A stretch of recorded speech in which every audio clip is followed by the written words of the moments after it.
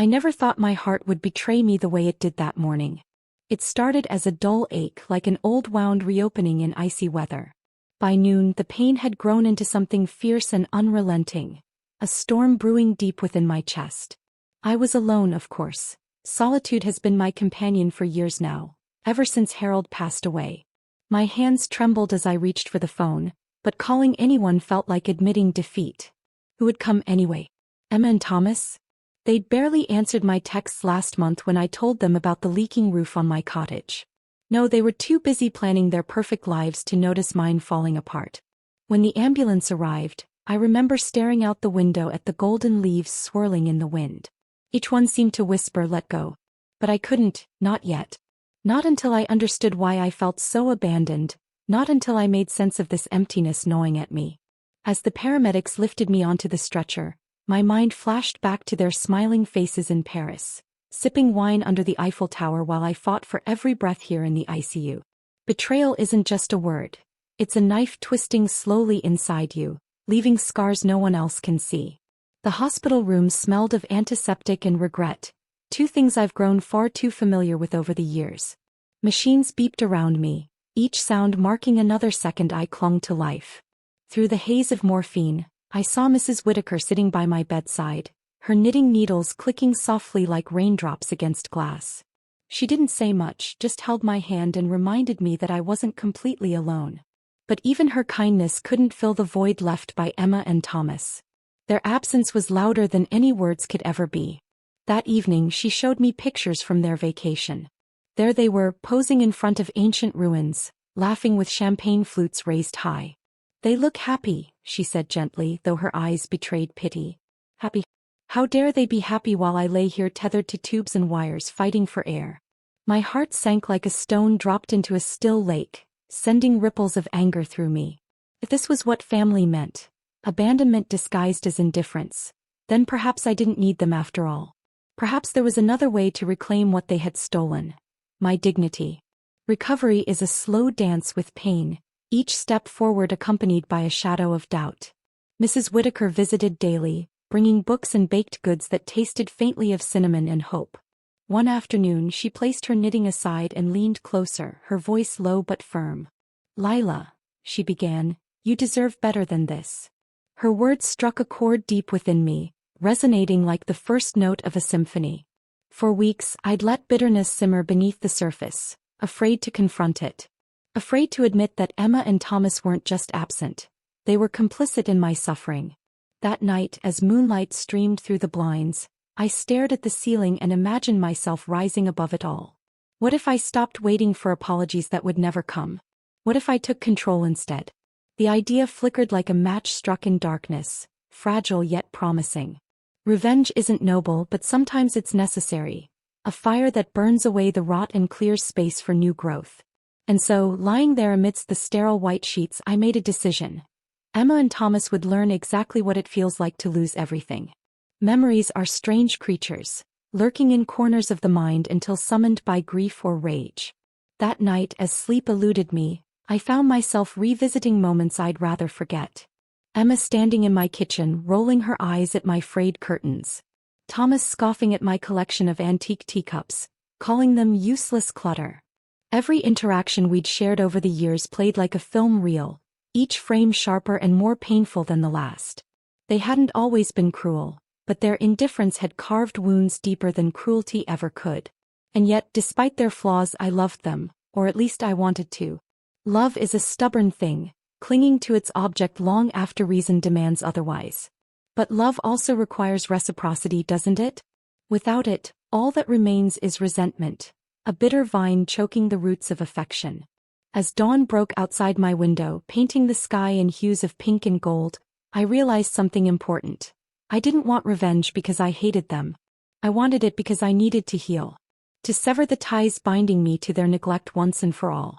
Mrs. Whitaker introduced me to Mr. Alden the following week. A wiry man with spectacles perched precariously on his nose and a mind sharper than a razor. He listened intently as I outlined my plan, nodding occasionally but saying little. When I finished, he adjusted his glasses and smiled, a wolfish grin that sent shivers down my spine. "You're playing a dangerous game," he warned, but if done right it could work wonders. Together we pored over documents and legal jargon, crafting a web intricate enough to ensnare even the cleverest prey. The trust fund, a relic of Harold's generosity, became the centerpiece of our scheme. It wasn't much, certainly not enough to justify their greed, but it would serve its purpose. Like bait dangling before a hungry fish, it would lure them back to me. And once they returned, I would make sure they understood the weight of their choices. Justice may not wear a crown, but it wields power nonetheless. By the time I left the hospital, my body was frail but my resolve unshakable. Every step felt like walking through quicksand, yet I pressed on, driven by a force stronger than fear. Mrs. Whitaker helped me draft the letter informing Emma and Thomas of my deteriorating condition. "It must seem genuine," she advised, her tone laced with caution. I nodded, knowing full well that authenticity often lies in subtlety. The day the letter was sent, I sat by the window watching clouds drift lazily across the sky. Anticipation buzzed within me like electricity coursing through wires. Would they come? Part of me doubted it, convinced they cared more for luxury than loyalty. But another part, a darker, fiercer part, knew they wouldn't resist the promise of inheritance. Greed is predictable that way, a moth drawn inexorably to flame. Whatever happened next, I was ready. The stage was set, the players unaware. All that remained was the performance. The knock on the door came late one afternoon, just as the sun dipped below the horizon, casting long shadows across my living room floor. My heart thudded in anticipation, though I kept my expression calm, a mask of fragility carefully constructed for their benefit. When I opened the door, there they were, Emma and Thomas, standing awkwardly with suitcases at their feet. Their faces betrayed a mixture of guilt and irritation, like children caught sneaking cookies before dinner. Emma forced a smile that didn't reach her eyes. "Hi, Aunt Lila," she said softly, her voice tinged with something akin to remorse, but not quite enough to fool me. Thomas simply nodded, his jaw clenched tight. I gestured for them to come inside, feigning weakness as I shuffled slowly toward the couch. "Thank you for coming," I murmured, letting my voice waver slightly. In truth, I felt no gratitude, only a cold satisfaction like frost creeping over glass. They had returned not out of love or concern but because they believed there was something to gain. That knowledge burned within me, fueling the fire of my resolve. Over the next few days I watched them closely, observing how easily their masks of concern slipped away. Emma spent most of her time scrolling through social media, complaining about the lack of cell service in this godforsaken town. Thomas paced the house, muttering under his breath about inconveniences, how the Wi-Fi was spotty, how the coffee tasted burnt. Neither of them asked how I was feeling beyond perfunctory inquiries, their minds clearly elsewhere. It was as if they viewed me not as a person but as an obstacle between them and whatever riches they imagined awaited.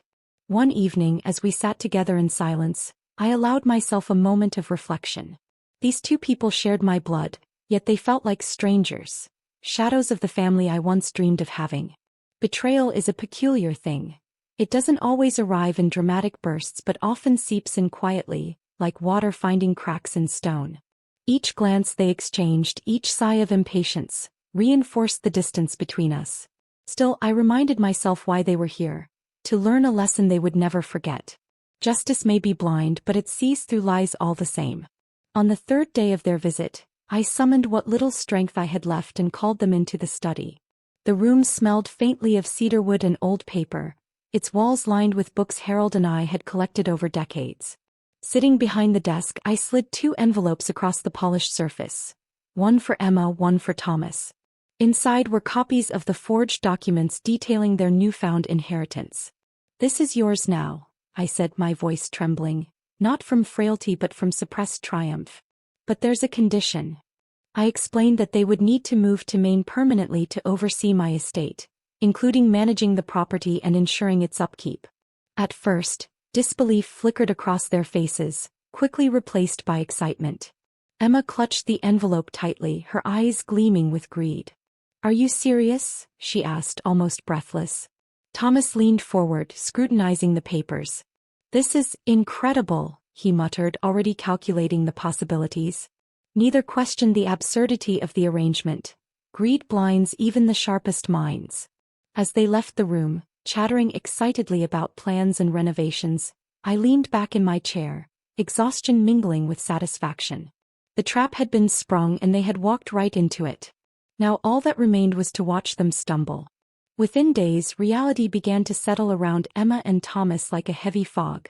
Renovations on the house commenced, turning what they thought would be a simple task into a chaotic ordeal. Contractors argued over timelines, pipes burst unexpectedly, and tourists started arriving unannounced, expecting luxury accommodations. Emma and Thomas found themselves scrubbing floors, cooking meals, and dealing with complaints from guests who demanded refunds for leaky faucets and drafty windows. Their frustration grew palpable, bubbling over during arguments late at night. This wasn't supposed to happen. Emma shouted one evening, slamming a dish towel onto the counter. "We're not servants." Thomas responded with equal venom, accusing her of dragging him into this mess. Watching them unravel filled me with a strange mix of vindication and sorrow. Vindication because they were finally experiencing the weight of responsibility they'd so casually ignored in my life. Sorrow because revenge, no matter how justified, leaves scars on everyone involved, not just the targets. Each morning, I visited the house under the guise of checking on progress, savoring their discomfort. Yet beneath the surface, doubt began to creep in. Was this truly justice or merely another form of cruelty? The line between the two blurred like ink spilled on parchment, impossible to erase. As weeks turned into months, Emma and Thomas transformed before my eyes. Not into better versions of themselves, but into shadows of who they once were. Gone was the polished veneer of city life. Instead, their hands bore calluses from scrubbing floors, their faces lined with fatigue from sleepless nights spent arguing about finances. Each morning, I watched them trudge out to greet guests at the bed and breakfast, their smiles brittle and forced, like cracked porcelain held together by sheer willpower. They tried to hide their resentment, but it seeped through in small ways. The sharp edge in Emma's voice when she answered a guest's question, the way Thomas slammed cabinet doors in the kitchen. It was as if the very walls of the house absorbed their frustration, echoing it back to them with every creak and groan. Yet amid the chaos, something unexpected began to emerge, flickers of competence. Emma learned to bake scones that smelled like warm vanilla and butter, while Thomas discovered an oddly meticulous talent for gardening, coaxing roses to bloom despite the harsh coastal winds. These moments of growth unsettled me, not because they were unwelcome, but because they hinted at a truth I wasn't ready to face, that perhaps revenge wasn't as satisfying as I'd imagined. One chilly November morning, as frost clung stubbornly to the grass outside, I overheard Emma speaking to a local handyman named Charlie. She laughed, a genuine laugh, bright and unguarded, while handing him a cup of coffee. For a brief moment she seemed almost human, her usual haughtiness softened by gratitude. Later that day Thomas complimented Mrs. Whitaker on her knitting, his tone surprisingly sincere. These tiny acts of kindness gnawed at me, stirring doubts I couldn't ignore. Had I created this mess to punish them or to teach them empathy? And if it was the latter, had I gone too far? That night, sitting alone in my dimly lit study, I stared at the stack of fake documents hidden in a drawer. They felt heavier now, burdened by the weight of consequences I hadn't fully considered. Revenge is a double-edged sword, cutting both ways. While Emma and Thomas endured hardships, so did I, each victory tainted by the realization that I'd become someone willing to wield cruelty as a weapon. The warmth I once cherished in my heart had cooled, replaced by a cold resolve that left me feeling hollow. Perhaps justice required more than retribution. Perhaps it demanded understanding. By December, the B&B began to hum with life, attracting visitors eager to experience the charm of a quaint Maine winter. Snow blanketed the landscape, transforming the property into a postcard-perfect scene. Guests marveled at the cozy fireplaces, the homemade pies, and the twinkling lights strung along the porch. Emma and Thomas, though still weary, managed to keep up appearances, even earning compliments from some of the more forgiving patrons. I visited less frequently now, content to observe from afar. On one such occasion I found Emma rearranging bouquets in the dining room, her movements deliberate yet unhurried. "It's coming along," she said without looking up, mistaking me for a guest. Her words startled me, not because of what she said but because of how normal they sounded. Normalcy was something I hadn't expected to see in either of them. When she finally noticed me, her expression shifted from polite detachment to guarded curiosity. You should rest more, she added awkwardly, glancing toward the staircase. The comment caught me off guard. Was it concern I heard in her voice or simply obligation? I didn't respond, choosing instead to retreat to the solitude of my cottage, where thoughts of forgiveness tangled with memories of betrayal. The confrontation came unexpectedly, during a rare snowstorm that blanketed the town in silence. Emma burst into my living room, her cheeks flushed from the cold, her eyes blazing with fury.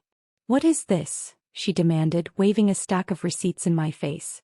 "Do you have any idea how much money we've lost running this place? This isn't sustainable."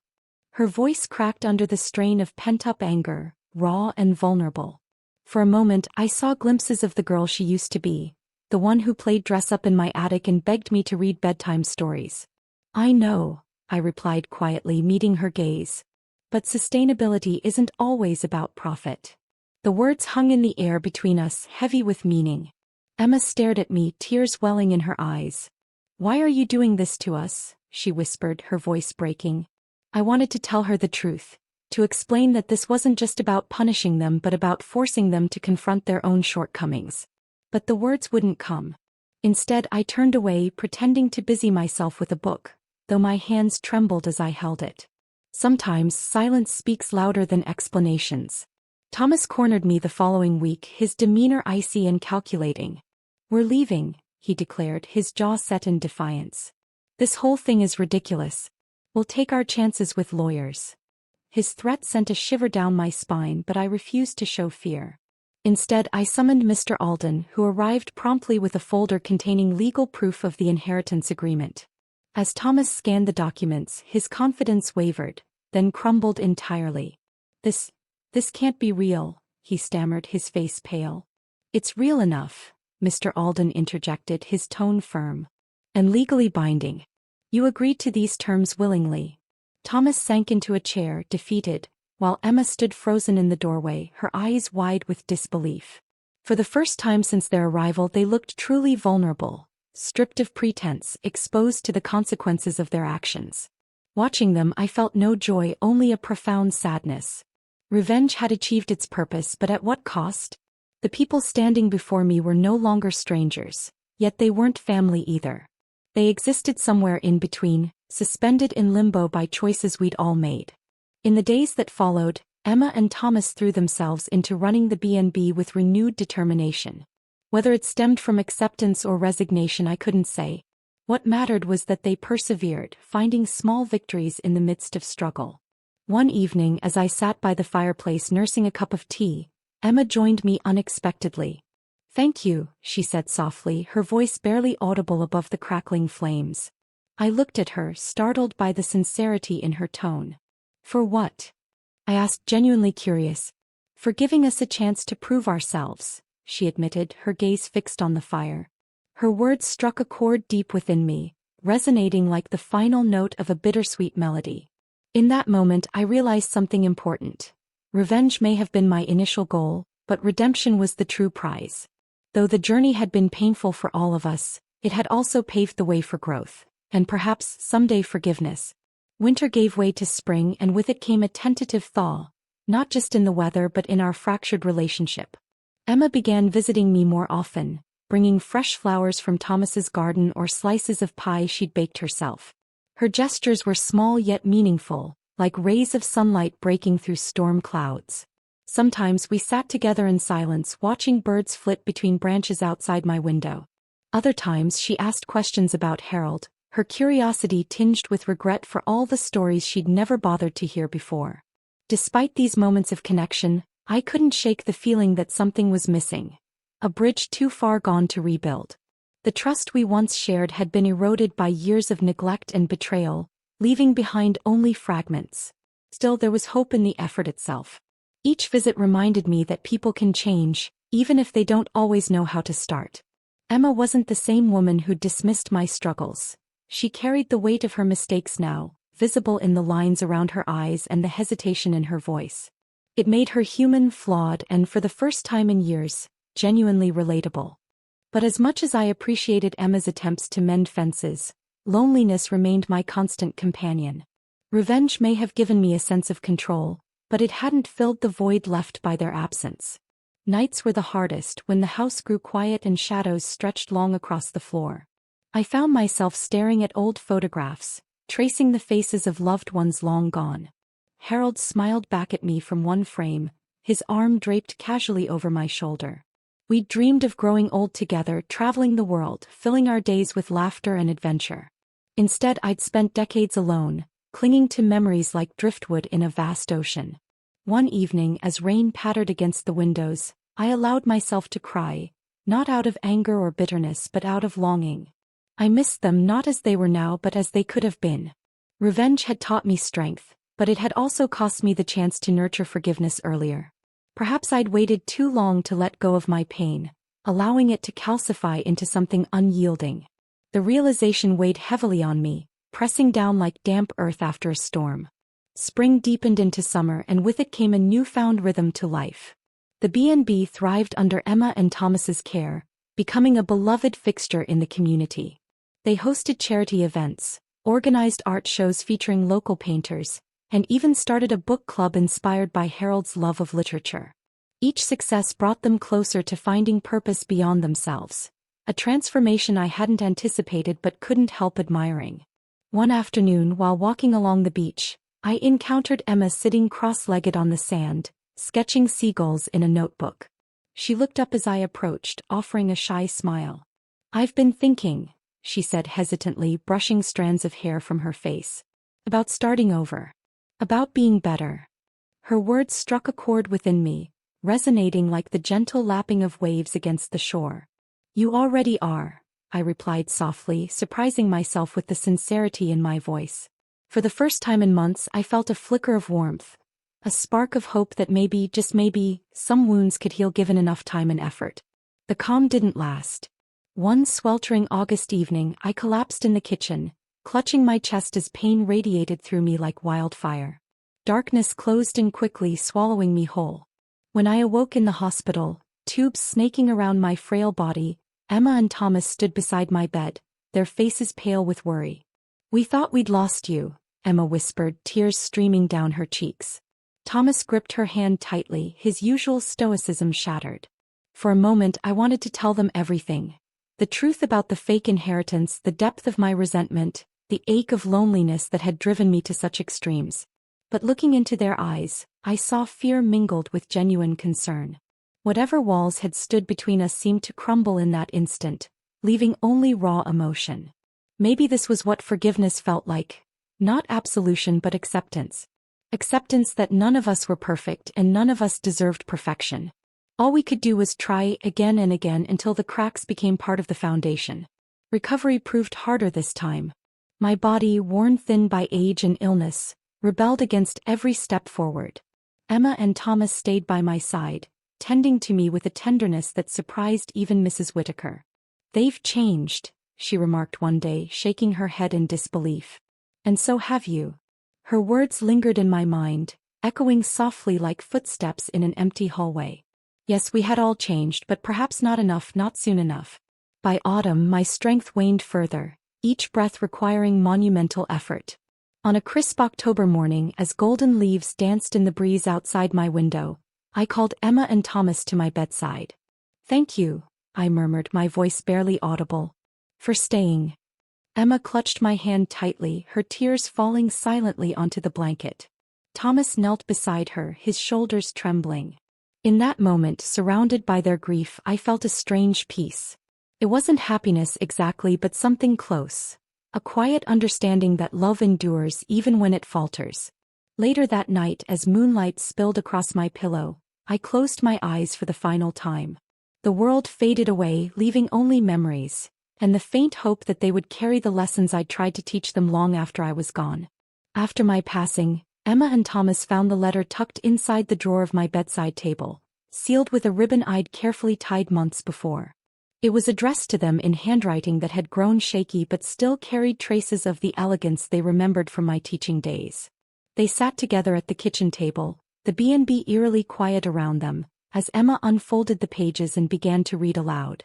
"Dear Emma and Thomas, I write this not out of anger but out of love, a love you may have doubted existed. What I did not to hurt you but to wake you up. To show you the value of responsibility, empathy, and hard work. You've come so far since those first difficult days here, and for that I am proud of you. But there is something you must know. The inheritance was never real. Every penny came from my savings, every document forged to teach you a lesson. I gave everything I had left to ensure you understood what truly matters. Not wealth, but character. If you are reading this, then I hope it means you've begun to see that. Emma's voice broke as she reached the end, her hands trembling.